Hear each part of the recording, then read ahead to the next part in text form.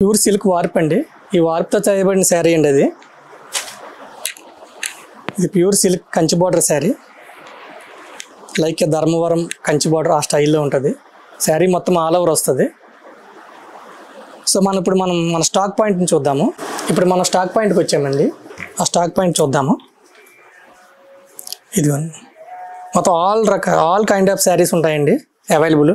Tissue saris, semi Gadwal, ఇట్లా semi Gadwal saris, tissue saris, ఇట్లా చాలా రకాల బనారస్, మొత్తం ఆల్ రకాల శారీస్ అవైలబుల్గా ఉంటాయండి.